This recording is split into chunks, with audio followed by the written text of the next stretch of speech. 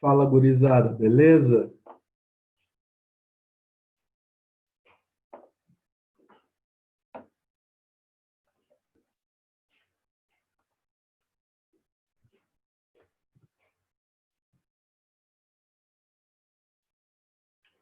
Esperar um pouquinho para ver se mais gente entra. A gente já começa, tá?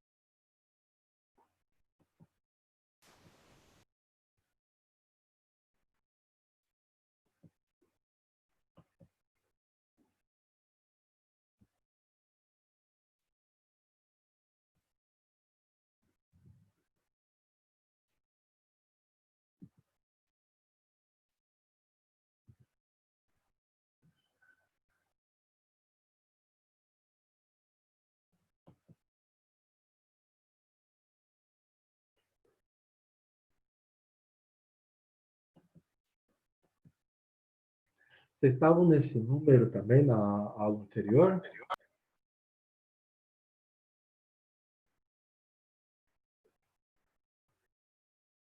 Tá, então já vou começar.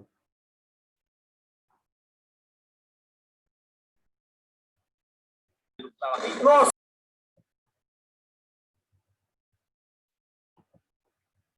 Bom, pessoal,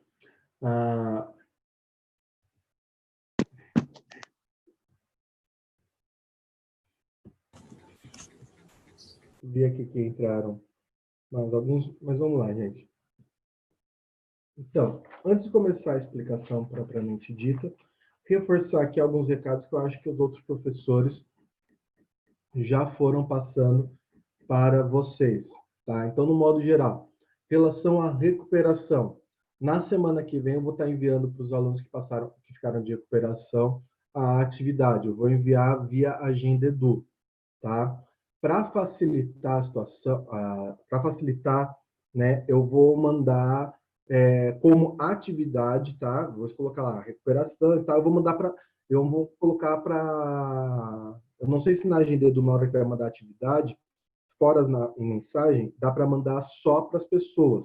Se der, eu vou colocar aí só as pessoas. Se não, pode ser lá que você olhe atividade recuperação. Se você não ficou de recuperação, aí você não faça, tá? Para facilitar. Mas aí, na segunda, eu consigo falar aí para vocês, tá? Então, para aqueles que ficaram de recuperação, reiterando, eu vou passar a recuperação no dia 10, tá? Aí vocês terão até sexta-feira. Então, ó, já fiquem atentos. Vocês terão do dia 10 até, ó, vou ser bacana com vocês, até sábado, até o dia 15 para me entregar. Beleza? Não me entregou, aí complica porque no dia 17, aí eu já tenho que estar lançado as notas de recuperação. Beleza? Então, fiquem aí atentos, né, nessas datas aí, que provavelmente quem ficou de recuperação vai receber aí as atividades. Bom, dito isso, o que vai acontecer? Nesse bimestre, nós mudaremos um pouquinho a dinâmica, tá? Então, nesse bimestre, nós teremos aí um ponto extra, né, do bimestre, tá? Esse é um ponto extra do bimestre, não um ponto extra para cada semana avaliativa, não, tá? Então, o que vai acontecer?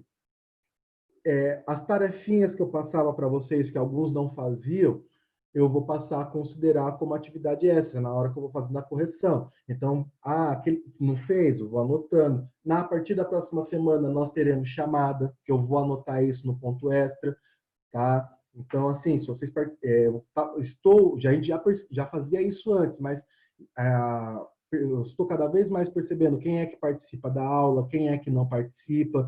Então, e tudo isso vai ser computado para esse ponto extra. Lembrando, gente, é um ponto extra, tá? Vocês não o perderão por deixarem de fazer, mas isso aí, por fazerem, estarão ganhando aí um ponto extra, né? Então, a ideia é dinamizar aí a aula, beleza? Acho que os outros professores já tinham passado isso para vocês, né? Ainda não? É a primeira aula, Sor. Antes só teve Oi? educação física. Ah, tá. É que assim, como para vocês, como para mim vocês são a terceira aula, eu tô achando que vocês estão já tiveram também essas informações. Então, galera, provavelmente os outros professores vão dar uma reforçada nisso, mas é assim que a gente vai proceder, beleza? Então, é de suma importância a participação de vocês. Por exemplo, só vou aqui dar um elucidativo. Eu estou lá vendo aqui, vamos supor, deixa eu pegar aqui. Ah, eu vi que nem a Manu, ela não está com a câmerazinha dela ligada. Eu faço uma pergunta para a Manu despretensiosamente, para ver se ela está na aula ou não. Demorou para me responder, por aí vai, não tá respondendo, o que a gente entende? Que não está participando da aula efetivamente. Então, vai acontecer essas coisinhas aí para a gente perceber, e percebendo quem está de fato na aula, quem não está, né? Eu vou fazer as correções das atividades com vocês, né? Então, tudo isso vai ser para esse ponto extra, ok? Tanto que aqueles que quiserem deixar a câmera ligada para a gente ter uma experiência ainda melhor, como se fosse sala de aula, beleza, pode deixar à vontade. Eu já venho reforçando isso para vocês. Recados passados, vamos lá para a nossa primeira parte da aula de hoje. Todos vocês buscaram o material na sexta-feira? Não, meu pai vai buscar hoje. Sim.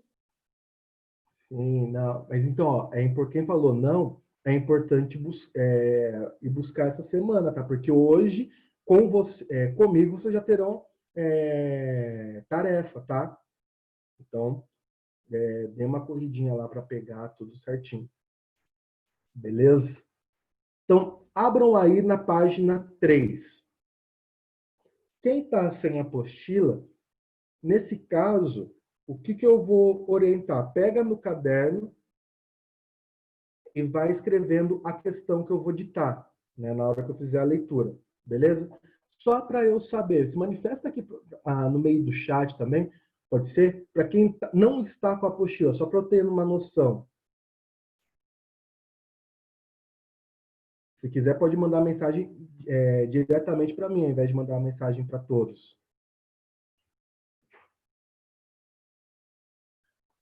Porque o que a gente vai fazer agora? Eu vou dar 10 minutos para vocês responderem a questão 1, 2 e 3, da página 3 e 4, referente a esse mapa.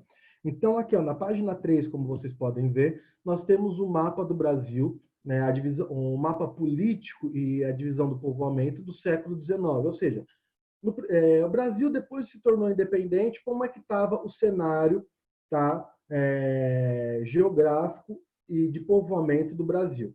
A partir daí, então, vocês terão que responder essas questões. Tá? Primeira questão: qual forma de governo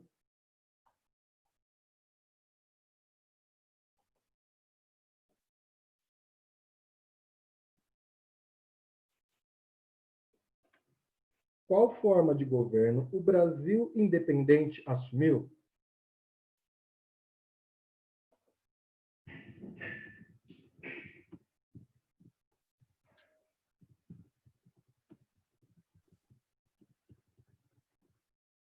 Para ficar mais fácil, para quem está sem a apostila, eu estou digitando no chat, tá?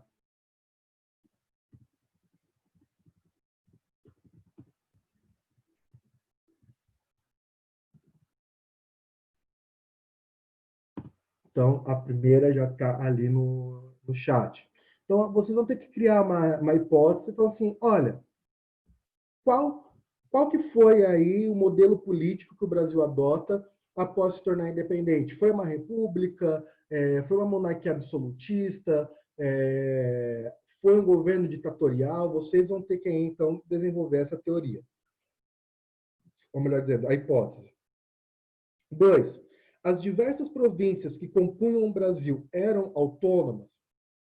Professor, eu não sei o significado da palavra autônoma. Aqui, nesse sentido, elas eram livres, elas eram independentes, elas tinham liberdade para poder tomar as suas ações, as suas decisões políticas? Sim, não, parcialmente. Vocês também vão ter que criar uma hipótese sobre isso. E, por fim, a terceira questão é: o território brasileiro do período corresponde ao atual? Ou seja, o território que está apresentado nesse mapa aqui corresponde ao território atual do Brasil? Sim, não, por quê? Vocês vão ter que justificar ali a resposta, beleza? 10 minutinhos aí para vocês fazerem. Eu estarei aqui. Caso não entendeu a questão, pode vir me perguntar. Eu estarei aqui para tirar as dúvidas de vocês, beleza? E agora eu vou digitar aqui as outras duas para quem tiver sem a apostila.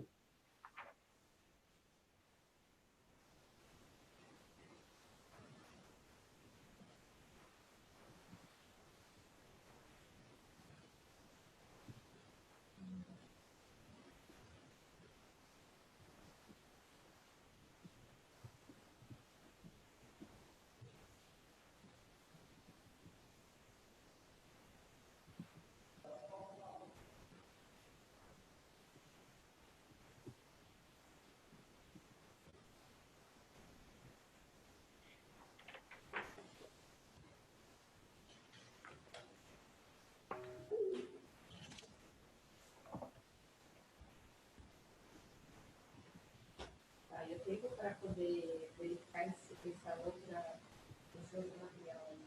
Eu preciso verificar vai imaginar.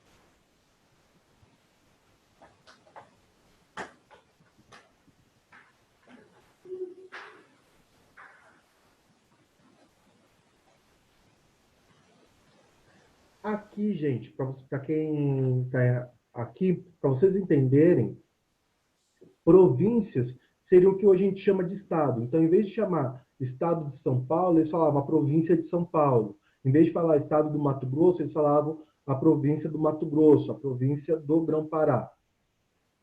Essas que são as províncias.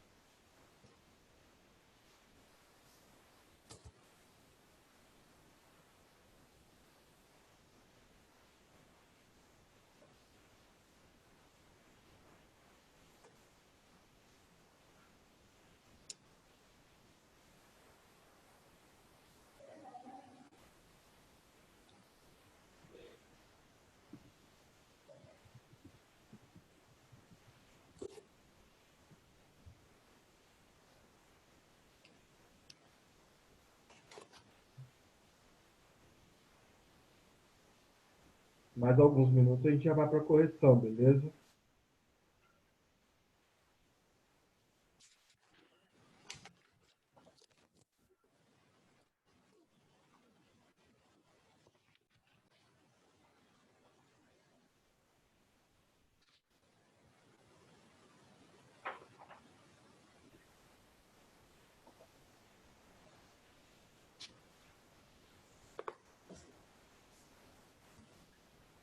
Mandaram aqui e falaram que não entenderam a segunda pergunta, então eu vou explicar de novo. A segunda pergunta, a gente tem aqui, ó, a gente tem as diversas províncias, Grão-Pará, Maranhão, Ceará e por aí vai. Essas províncias, elas tinham liberdade para tomar as decisões por elas, ou todas e quaisquer decisões que elas fossem tomar tinham que seguir as ordens do imperador.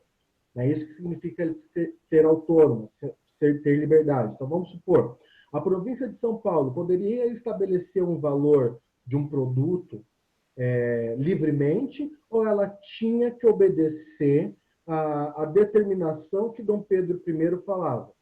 Então, se Dom Pedro falava assim, olha, a saca do açúcar vai valer R$10, por mais que valesse R$200.000, vamos supor, as províncias, elas tinham essa autonomia de poder estabelecer os preços ou não? Isso significa, por exemplo, autonomia. Tinham liberdade de tomar decisões políticas.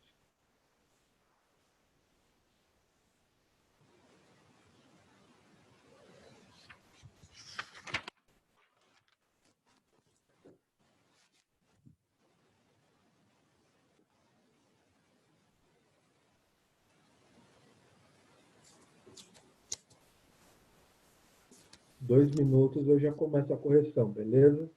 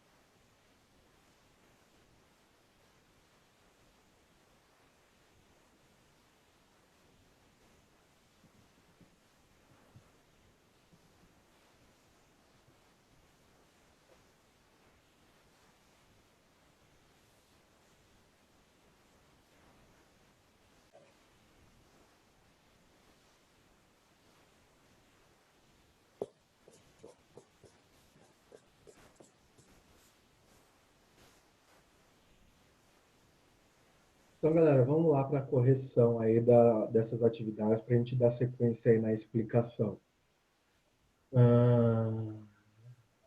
Rafael,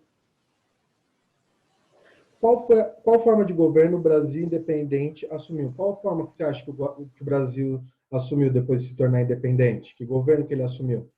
Coloquei que foi a monarquia. Tá, absolutista ou só colocou monarquia? Só monarquia. Tá, isso é importante, gente, vocês terem em mente que o Brasil, após se tornar independente, ele adere à monarquia, tá? Nesse caso, é monarquia constitucional. Eu vou explicar mais para frente. Mas o Brasil, ele se mantém uma monarquia e não uma república. O Brasil, ele só vai se tornar uma república lá em 1888, tá? Com a 89. Lá com a proclamação da República. Beleza?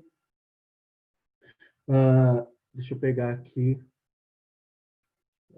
Ana Júlia, o que você respondeu na 2? As diversas províncias que compunham o Brasil eram autônomas?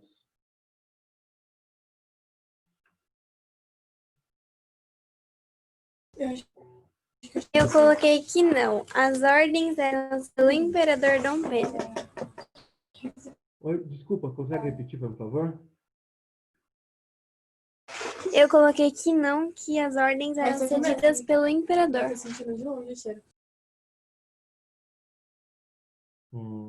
Então, aqui, tá?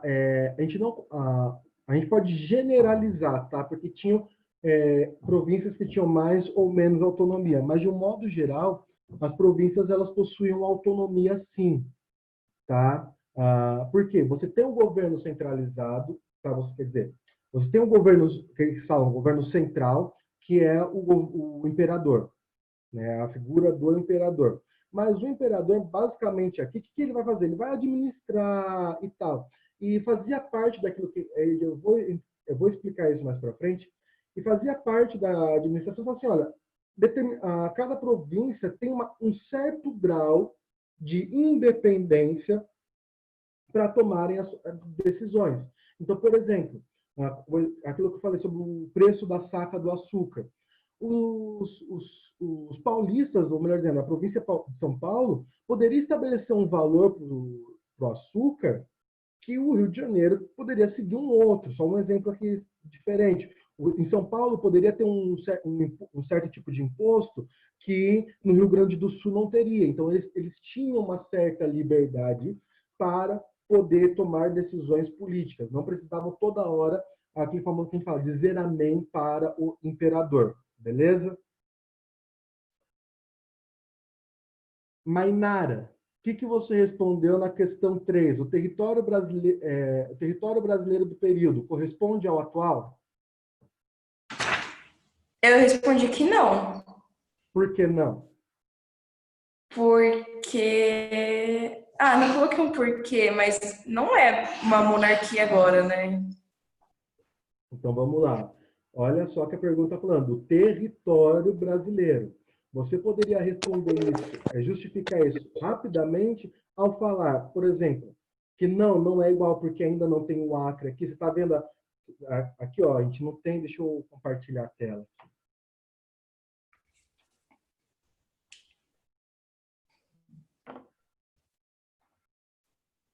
A gente não tem essa parte aqui, que é o Acre. Ainda o Acre está fazendo parte da Bolívia. Até mesmo o estado de São Paulo, né? A província de São Paulo, ela engloba tanto o que a gente chama atualmente de estado de São Paulo, quanto o estado do Paraná, a própria província do Mato Grosso. Nós não temos a presença do estado do Tocantins. Então, vocês tinham que perceber, né, essas diferenças sutis entre o mapa do século XIX e o nosso mapa atual, né, a composição atual do nosso mapa. Beleza? Em relação a essas atividades, alguma dúvida?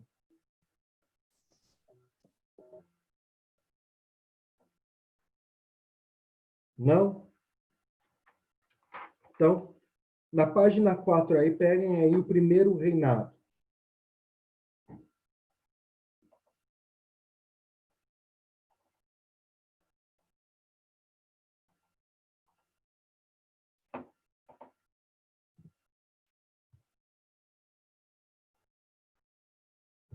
Então, galera, só recapitulando aqui algumas coisas relacionadas à proclamação da independência do Brasil.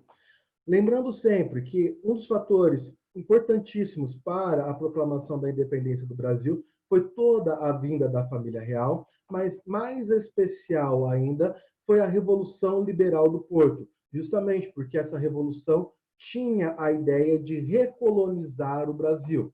Como o Brasil ele já tinha como os comerciantes brasileiros, os grandes proprietários de terra, né, no modo geral, a sociedade brasileira tinha conquistado bastante privilégios com a vinda da família real para o Brasil, obviamente a população brasileira não vai querer, não vai aceitar de bom grado perder todos esses privilégios, o que seria o que aconteceria caso o Brasil, caso desse certo essa ideia de recolonização, caso desse certo essa questão de recolonização do Brasil por meio das cortes. Lembra, né?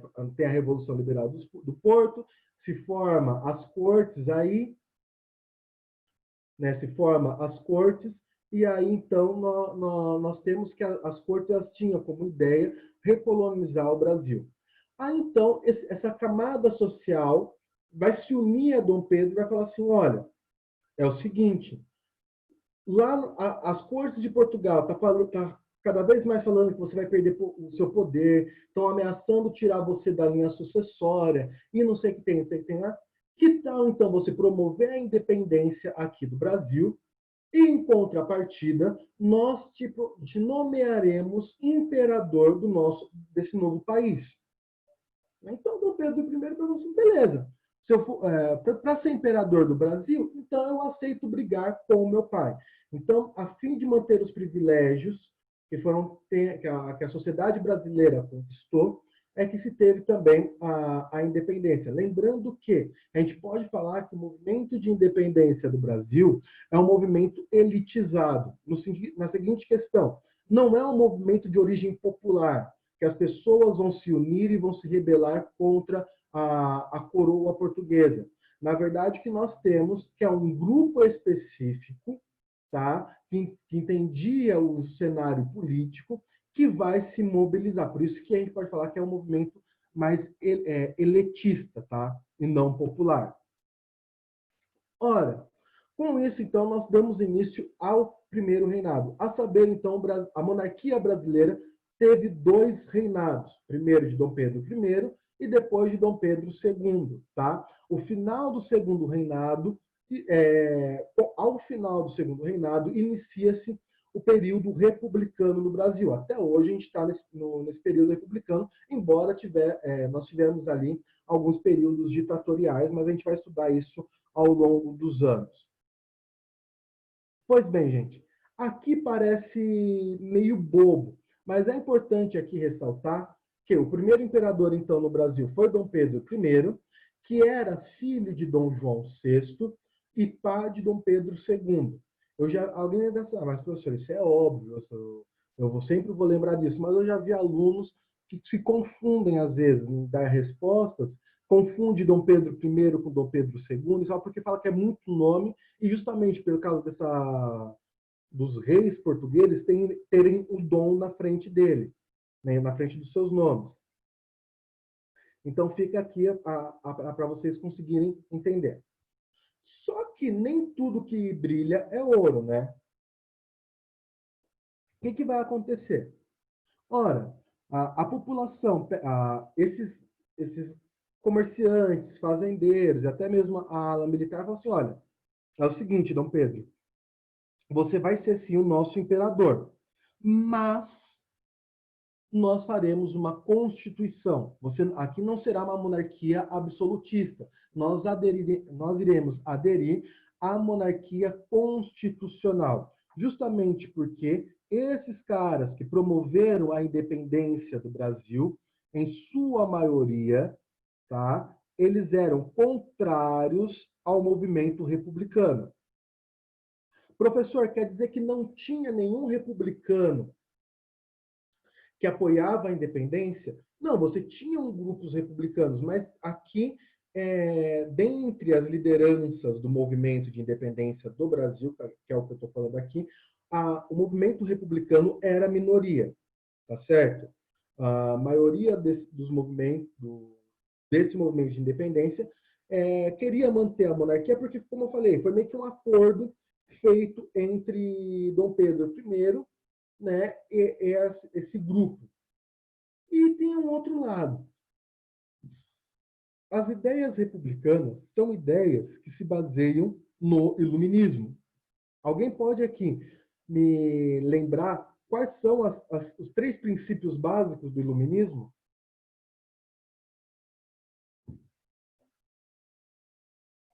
Os direitos naturais do ser humano? Não, quero aqueles 3 princípios básicos. Lembra lá da live? Ah, tá. Igualdade, fraternidade e liberdade.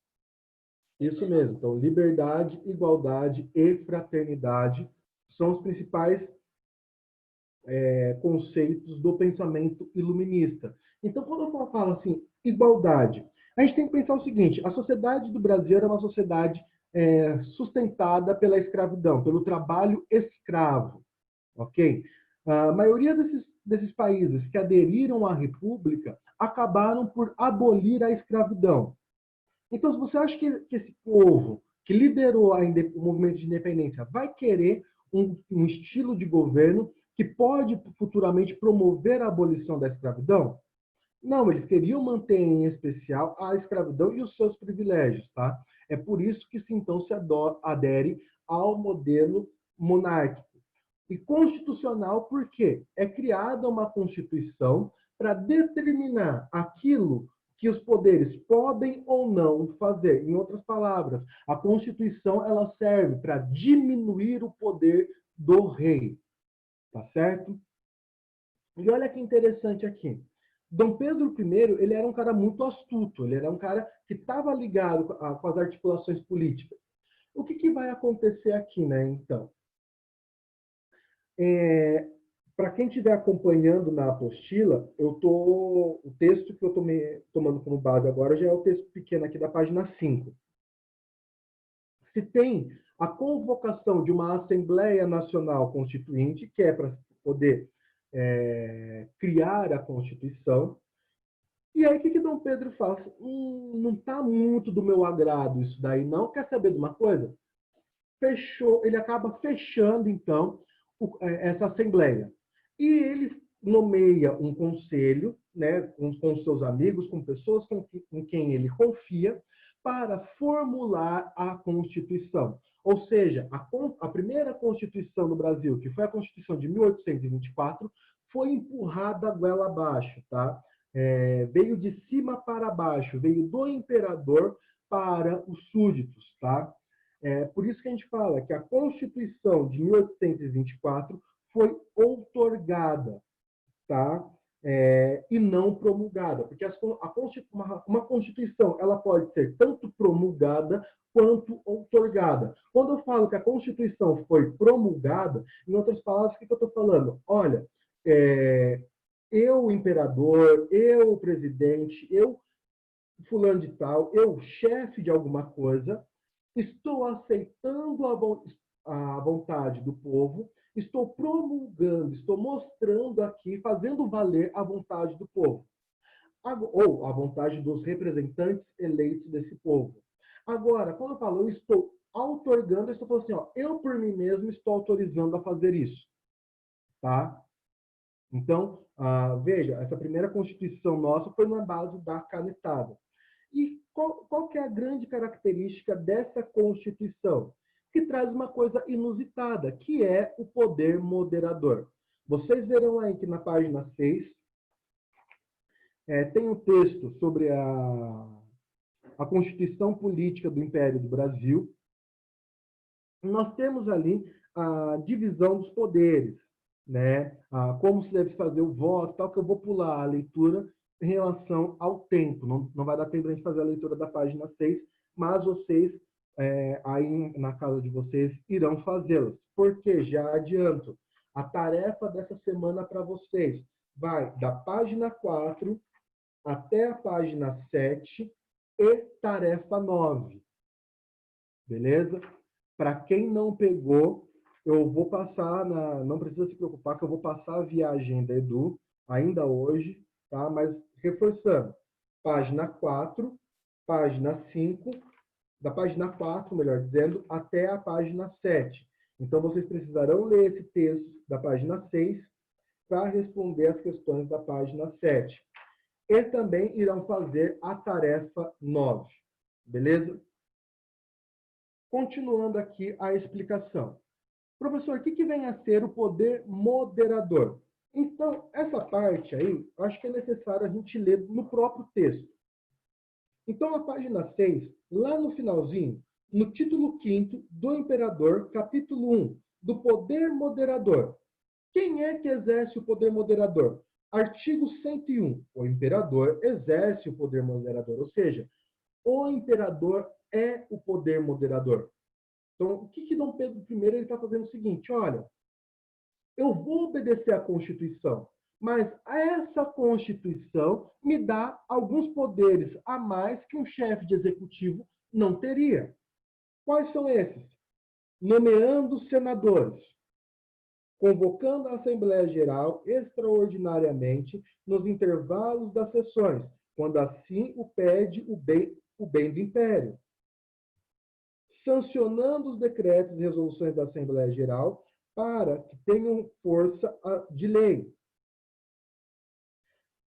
aprovando e suspendendo interinamente as resoluções dos conselhos provinciais, prorrogando ou adiando a Assembleia Geral e dissolvendo a Câmara dos Deputados nos casos em que exigir a salvação do Estado, convocando imediatamente outra que a substitua, nomeando e demitindo livremente os ministros de Estados, suspendendo os magistrados no caso do artigo 154.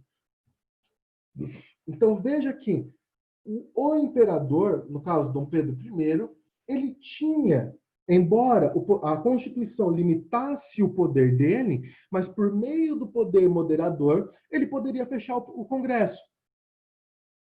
Desculpa, ele poderia fechar a Câmara dos Deputados. Tá? Então, veja que o poder moderador aqui na Constituição de 1824 foi a grande sacada de Dom Pedro I continuar mantendo alguns privilégios para ele. Beleza? Essa primeira Constituição vai durar até a Constituição de 1891. Beleza? A Constituição que hoje a gente segue é a Constituição promulgada em 1998, tá? Que é chamada também de Constituição Cidadã. Essa foi a última Constituição feita aqui no Brasil. Pois bem, galera, nem tudo aqui no Brasil foi tranquilo, né? Nem tudo no primeiro reinado foi tranquilo. A gente pode até falar, na verdade, que o primeiro reinado ele foi bem caótico, tá certo? A primeira coisa que a gente tem que ter em mente e aqui eu estou na página 8, tá? A primeira coisa que nós temos em mente é que a independência do Brasil acabou saindo caro para o Brasil no modo geral. Por quê? Para poder aceitar a independência, para poder, então, como posso falar aqui? Para poder reconhecer a independência do Brasil, Portugal exigiu um pagamento, Então, o Brasil ele teve que pagar uma indenização a Portugal por se tornar independente. O Brasil não tinha esse dinheiro. O que vai fazer? Ele vai emprestar esse dinheiro da Inglaterra, o que faz ainda mais, o Brasil se tornar cada vez mais dependente financeiramente da Inglaterra. Tá? Então, o Brasil ele vai criar, né, como posso falar certo? Ele vai se endividar com a Inglaterra. Dentro disso, nós teremos uma crise inflacionária. O custo de vida acaba aumentando no Brasil e isso gera uma crise econômica, até mesmo movida pela baixa na extração de minerais, né, em especial do ouro, e também porque, nesse período, a gente tem uma crise na produção de açúcar. Em que sentido? O valor do açúcar está em baixa. Lembrando que ainda nesse período, o principal produto que o Brasil exportava era o açúcar. Posteriormente virá o café. Mas ainda o açúcar tem um grande espaço na economia brasileira. E justamente essa baixa no valor do açúcar aflige, então, acirra ainda mais a crise econômica no Brasil. Junto com essa crise econômica, Dom Pedro ele vai ser visto até mesmo como um imperador meio que fraco, justamente porque ele perdeu o território da Cisplatina, que vai se tornar o Uruguai.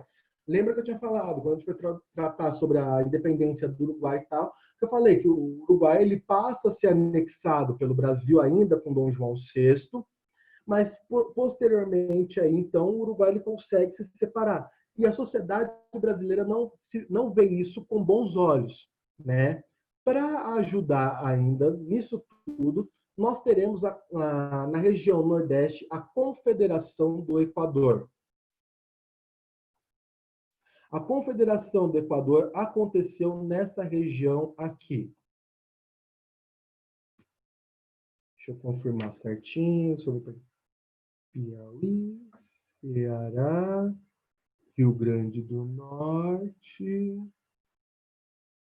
Paraíba. Então, aqui, ó.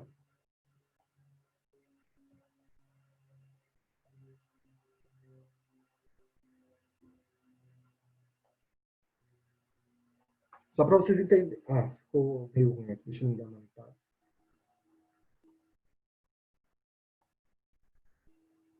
Só para vocês entenderem, a Confederação do Equador acontece aqui nessa região, tá? Nessas províncias da região Nordeste. Então, Piauí, Ceará, Rio Grande do Norte, Paraíba e Alagoas. Pernambuco, posteriormente também. Ah, e Pernambuco também, acaba pegando Pernambuco. Essas províncias vão formar aquilo que eu já chamei de Confederação do Equador e vão se proclamar independentes do Brasil. Em outras palavras, surge uma república dentro do Brasil. É um movimento separatista dentro do Brasil, sob a liderança de um líder religioso chamado Frei Caneca. Essa confederação, esse movimento, né, de separação do Brasil é duramente repreendido pelas tropas imperiais, tá? Para vocês entenderem aqui, a Confederação do Equador foi a mesma coisa que a Revolução Farroupilha, basicamente, tá? Lembra lá que o Rio Grande do Sul, a gente vai estudar ainda mais a fundo aqui, mas para quem tem algum conhecimento de história do Brasil, lembra lá que o Rio Grande do Sul declara-se as repúblicas dos Pampas gaúchos e buscam se tornar independente do Brasil. A Confederação do Equador acontece a mesma coisa, só que na região Nordeste e no primeiro reinado. A Revolução Farroupilha já acontece no segundo reinado. É uma revolução presente no segundo reinado. Além de tudo isso, mas então, como eu estava falando, essa confederação é fortemente repreendida e o Frei Caneca acaba sendo morto em praça pública por um pelotão de fuzilamento. Que é interessante que muitos soldados não queriam matar Frei Caneca justamente por ele ser um religioso, né? Achavam que seria ruim, né? Então, você tem até uma certa resistência na hora de querer matar o Frei Caneca. Aí, então, tudo isso vai agravar a situação política no Brasil. E aí a gente vai ter, basicamente, uma polarização na política brasileira. De um lado, nós teremos os que defenderão o poder do imperador. Por um outro lado, nós teremos aqueles que serão mais contrários ao imperador, a oposição ao governo do imperador. E também, esses carinhas aí, eles serão... A gente pode falar assim que eles têm até mais um viés liberal, uma pegada um pouco mais liberal. Então, nós temos o Partido Português, que eram aqueles partidos, que era o partido que apoiava, né, o imperador, e o Partido Brasileiro, que era um partido mais em prol da autonomia dos estados, né, mas um pouquinho mais pelo viés republicano, se a gente fosse analisar.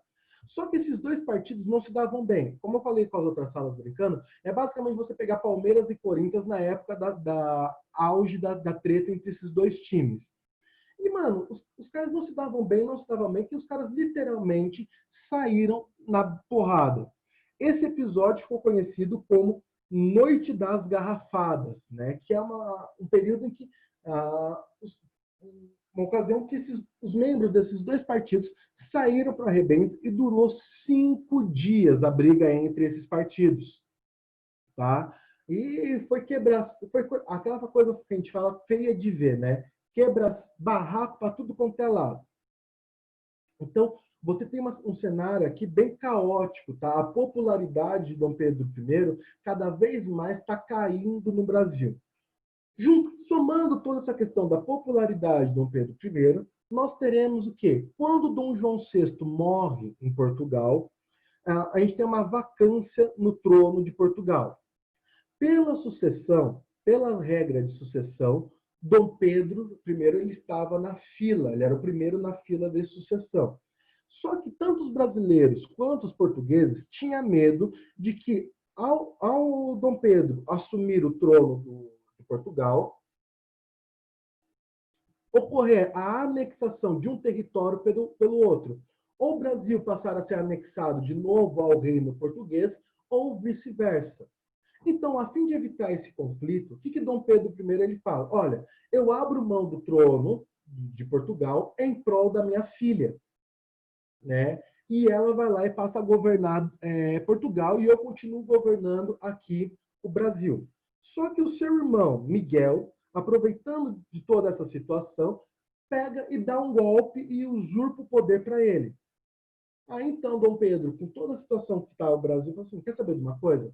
Eu vou embora do Brasil, eu vou abdicar do trono do Brasil e resolver a situação lá em Portugal com o meu irmão. Porque a minha filha ela também precisa de um trono, né? Eu preciso cuidar dos interesses da minha família. E aqui, então, eu deixo o meu filho, Pedro de Alcântara, para que, como príncipe regente, para depois, então, quando ele tiver a idade certa, se tornar um imperador do Brasil. E aqui eu deixo vou deixar algumas pessoas vou nomear algumas pessoas como regentes a fim de que governem o Brasil, até que então o meu filho tenha a idade certa. Aí então nós temos o fim do primeiro reinado e nós daremos início ao período regencial que nós estudaremos na próxima aula. Tá? Aí então Dom Pedro ele volta para Portugal, consegue resolver toda a treta lá com o irmão dele e fica por Portugal mesmo. Aí no Brasil nós teremos o período regencial e aí depois nós teremos o segundo reinado. Beleza? Dúvidas, questionamentos, aflições, comentários?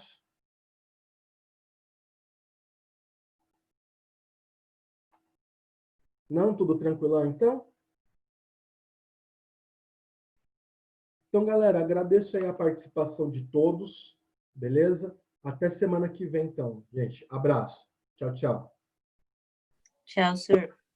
Tchau, Tchau, senhor. tchau. Tchau.